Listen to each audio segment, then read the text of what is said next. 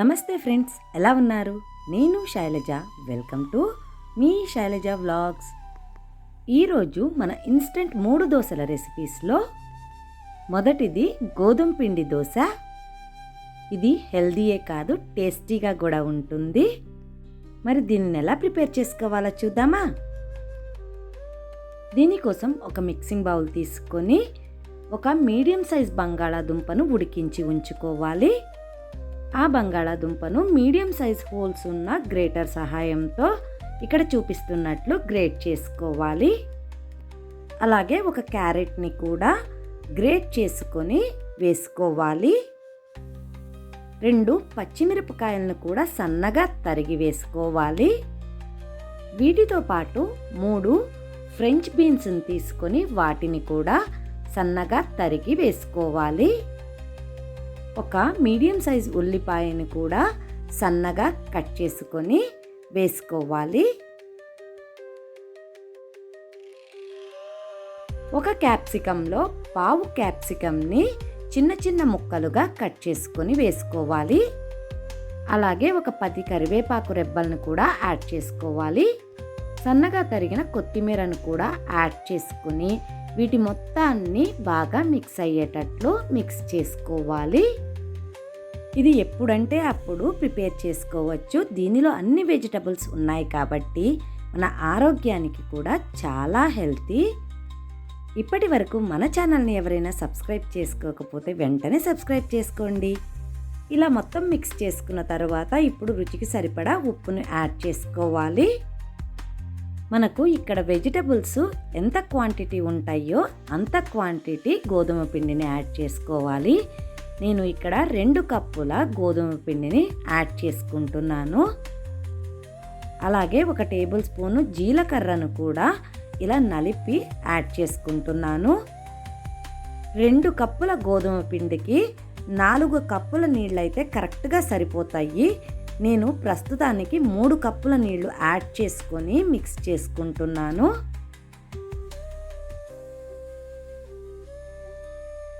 చూడండి, మిక్స్ చేసుకున్న తర్వాత కన్సిస్టెన్సీ ఇలా ఉంటుంది. ఉప్పు ఒకసారి చెక్ చేసుకొని అడ్జస్ట్ చేసుకోండి. ఇప్పుడు దీనిని మూత పెట్టి ఒక 10 నిమిషాల సేపు పక్కన ఉంచుకోండి. 10 నిమిషాల తర్వాత పిండి కొంచెము థిక్గా అవుతుంది. ఇంకొక కప్పు వాటర్ పోసి అడ్జస్ట్ చేసుకోవాలి. ఇప్పుడు దోశల పాన్ పెట్టుకొని ముందుగా ఆయిల్తో గ్రీస్ చేసుకోవాలి. పాన్ వేడైన తర్వాత మీడియం ఫ్లేమ్లో ఉంచుకొని ఇలా ఇక్కడ చూపిస్తున్నట్లుగా దోశను స్ప్రెడ్ చేసుకోవాలి. చూడండి, 2 నిమిషాల తర్వాత ఇలా డ్రైగా అవుతుంది దోశ. ఈ టైంలో మనము దీనిని టర్న్ చేసుకోవాలి.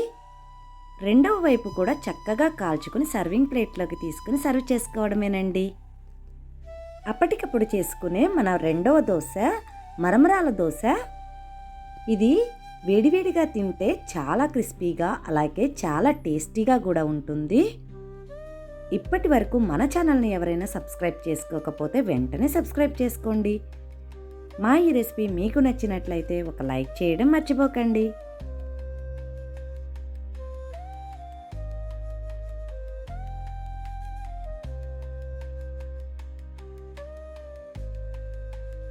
దీనికోసం ఒక మిక్సీ జార్ తీసుకొని 1 కప్పు మరమరాలను యాడ్ చేసుకోవాలి. అలాగే పావు కప్పు బొంబాయి రవ్వ అంటాం కదండి, సోజీ రవ్వ, దానిని కూడా యాడ్ చేసుకోవాలి. దీనిలోనే ఒక పావు కప్పు పెరుగును కూడా యాడ్ చేసుకోవాలి. అలాగే మంచి టేస్ట్ కోసము 1 టేబుల్ స్పూను శనగపిండిని కూడా యాడ్ చేసుకోవాలి. ఇప్పుడు మిక్సీ వేసుకోవడం కోసం 1 పావు కప్పు నీళ్లను యాడ్ చేసుకొని ఇంకొక పావు కప్పు నీళ్లను పక్కన తీసి పెట్టుకుంటున్నాను. మధ్య మధ్యలో యాడ్ చేసుకుంటూ గ్రైండ్ చేసుకోవడం కోసము. ఇప్పుడు మిక్సీకి మూత పెట్టి మెత్తగా గ్రైండ్ చేసుకోవాలి. చూడండి, పిండి కన్సిస్టెన్సీ ఇలా ఉంటుంది. చక్కగా చాలా సాఫ్ట్గా ఉంటుంది.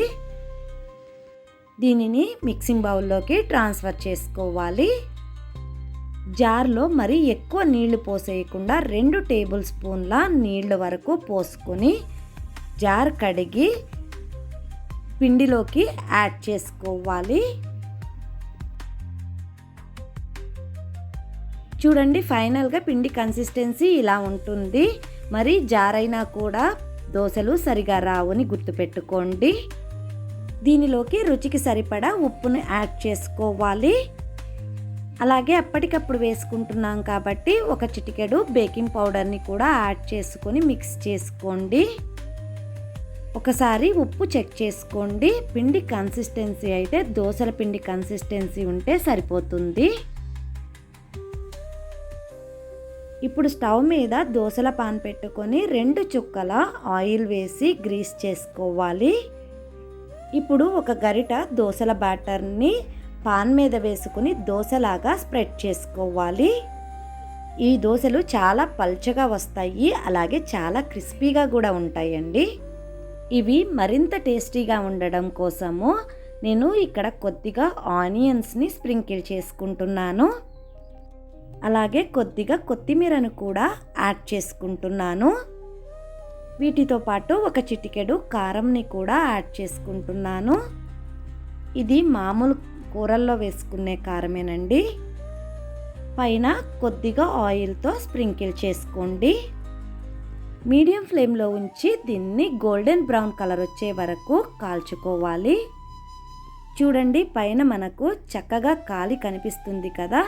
ఈ టైంలో మనము ఫోల్డ్ చేసుకొని సర్వింగ్ ప్లేట్లోకి తీసుకొని సర్వ్ చేసుకోవడమేనండి. తప్పకుండా ట్రై చేయండి. మన 3వ దోశ రెసిపీ అప్పటికప్పుడు చేసుకునే జొన్నపిండి దోశ. ఈ జొన్నపిండి దోశ వెయిట్ లాస్కే కాకుండా హెల్త్కి కూడా చాలా మంచిది. తప్పకుండా ట్రై చేయండి. ఇప్పటి వరకు మన ఛానల్ని ఎవరైనా సబ్స్క్రైబ్ చేసుకోకపోతే వెంటనే సబ్స్క్రైబ్ చేసుకోండి. మా ఈ రెసిపీ మీకు నచ్చినట్లయితే ఒక లైక్ చేయడం మర్చిపోకండి. దీనికోసం ఒక మిక్సీ జార్ తీసుకొని దానిలోకి ఒక అరకప్పు జొన్న పిండిని యాడ్ చేసుకోవాలి. మనకు ఇంగ్రీడియంట్స్ కూడా చాలా తక్కువ అండి. అలాగే ఒక అరకప్పు పెరుగుని కూడా యాడ్ చేసుకుంటున్నాను. ఈ పెరుగు కప్పు తొలిపి 2 టేబుల్ స్పూన్ల నీళ్లను యాడ్ చేసుకుంటున్నాను. నీళ్లు ఎక్కువగా యాడ్ చేసుకోకండి, జారైపోతుంది. 2 టేబుల్ స్పూన్ల నీళ్ళు అయితే సరిపోతుంది.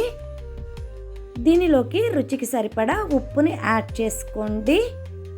ఇప్పుడు మిక్సీ జారు మూత పెట్టి మెత్తగా మిక్సీ పట్టుకోవాలి. ఇలా మిక్సీ పట్టుకున్న దానిని వేరొక బౌల్లోకి ట్రాన్స్ఫర్ చేసుకోవాలి. చూడండి ఎంత పల్చగా ఉందో. మనం ఇంకా నీళ్లు యాడ్ చేయాల్సిన అవసరం లేదు. ఇప్పుడు ఈ పిండిలో ఒక 1/2 టేబుల్ స్పూన్ జీలకర్రను ఇలా నలిపి యాడ్ చేసుకోండి. ఫ్లేవర్ చాలా బాగుంటుంది. చాలా తక్కువ ఇంగ్రీడియంట్స్ తోటి, అలాగే చాలా క్విక్గా కూడా అయిపోతుంది. ఇలా ప్రిపేర్ చేసుకున్న పిండిని పక్కన ఉంచుకోండి. ఇప్పుడు దోశల పాన్ పెట్టుకొని 2 చుక్కల ఆయిల్ వేసి పాన్ని గ్రీస్ చేసుకోవాలి. పాన్ని మీడియం ఫ్లేమ్లో ఉంచుకొని ఒక గరిటె బ్యాటర్ని పాన్ మీద వేసుకుంటే దానికదే స్ప్రెడ్ అవుతుందండి. మనమేమీ స్ప్రెడ్ చేయాల్సిన అవసరం లేదు. చూడండి, ఇలా స్ప్రెడ్ చేసుకున్న తర్వాత మీడియం ఫ్లేమ్లో ఉంచి దీనిని కాల్చుకోవాలి. దీనిపైన కొద్దిగా ఆయిల్ని స్ప్రింకిల్ చేసుకోండి. చూడండి, దోశ పైన ఇలా డ్రైగా అయిపోయిన తర్వాత దీనిని టర్న్ చేసుకోవాలి. జొన్న దోశ ఎంత మంచి కలర్ వచ్చిందో కదా. ఇలా రెండవ వైపు కూడా కాల్చుకున్న తర్వాత దీనిని సర్వింగ్ ప్లేట్లోకి తీసి సర్వ్ చేసుకోవడమేనండి. Thanks for watching. Please like, share and subscribe to our channel. ఈ జొన్న దోశలను కర్రీతో కానీ చట్నీతో కానీ ఎలా అయినా సర్వ్ చేసుకోవచ్చు. తప్పకుండా ట్రై చేయండి.